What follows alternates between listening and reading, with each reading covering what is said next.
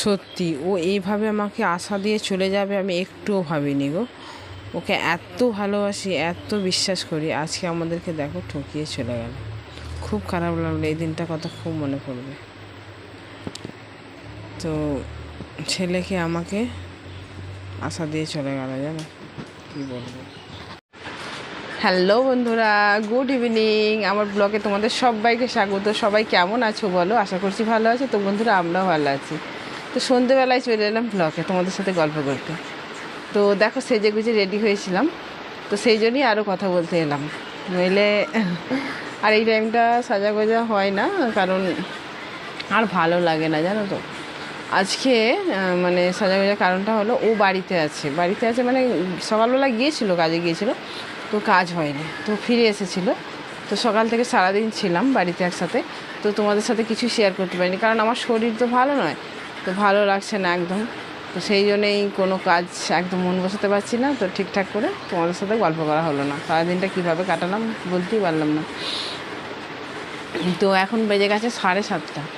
তো রেডি হয়েছি আমি 4টের সময়, জানো, 4টে 4:30 আমি রেডি হয়েছি। তো বেরোবো বলে, এক জায়গায় বেরোবো বলে আমরা রেডি হয়েছিলাম। তো তারপরে আর যাওয়া হলো না, কারণটা হলো বৃষ্টি চলে এলো ঝমঝম করে। আমি মানে আমার যাওয়ার ইচ্ছে ছিল না, যে ভালো লাগছে না, যাবো না, শুয়েছিলাম।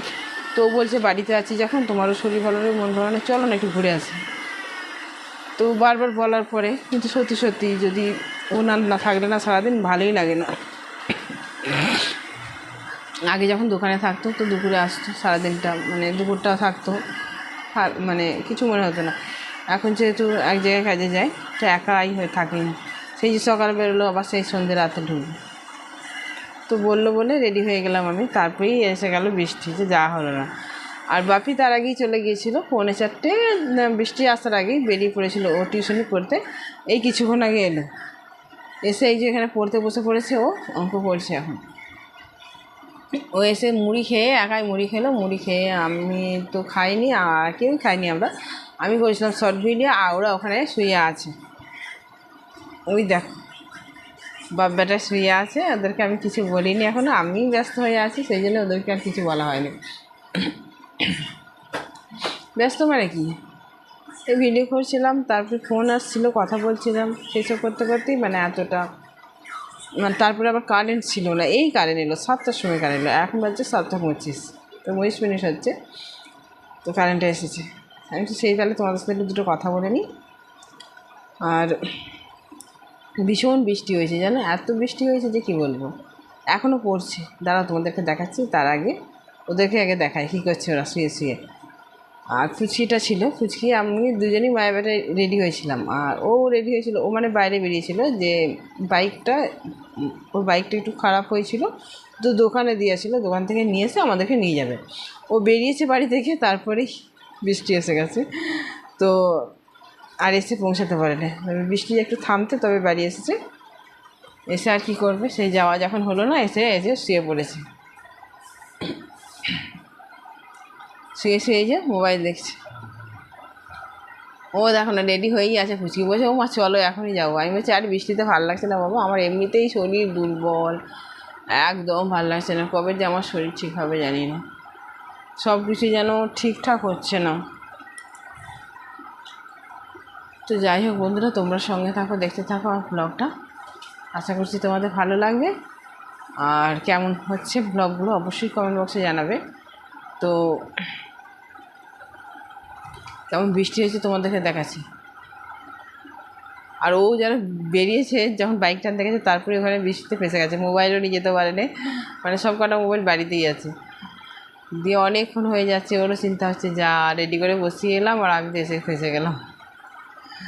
সত্যি তো, যদি রেডি হয়ে থাকি সত্যি মনটা খারাপ, কিন্তু আমার মনটা আজকে একদম খারাপ হয় না, একটু ভালো লাগছিল না শরীরটা, সেই জন্য চুপ করে বসেছিলাম, চুপ করে শুইনি, মায়ের বেলায় শুয়ে পড়েছিলাম। আর দুপুরে যেহেতু ঘুম হয় না, ও যেহেতু বাড়িতে ছিল, বাড়িতে মানে কাজ হয়নি বলে ফিরে এসেছিলো, তো একটু কাজ টাজ করার পরে আর রেস্ট নেওয়া হয়নি কত ফিরে।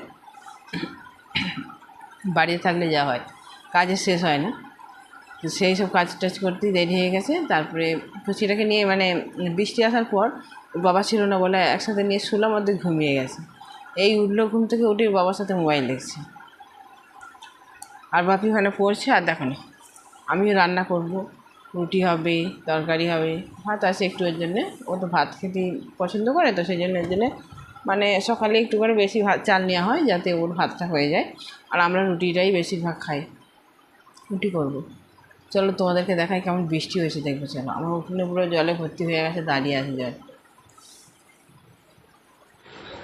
ওই দেখো,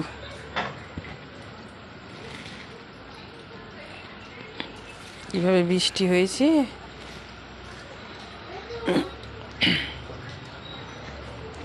জল পুরো দাঁড়িয়ে গেছে উঠোনে, ঝমঝম করে খুব বৃষ্টি হয়েছিল জানো। যাক এখন থেমেছে, অনেকটা রাত হয়ে গেছে।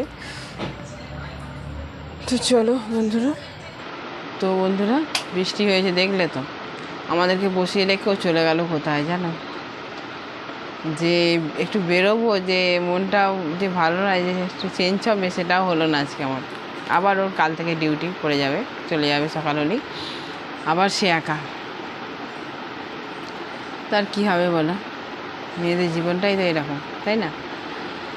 তো চলো, আর ভিডিওটা বাড়াচ্ছি না, এখানেই শেষ করছি। তো রান্না করতে হবে যেহেতু। সবাই ভালো থেকো, সুস্থ থেকো, আবার দেখা হবে নেক্সট ভিডিওতে। ততক্ষণের জন্য বাই, টাটা, গুড নাইট সবাইকে।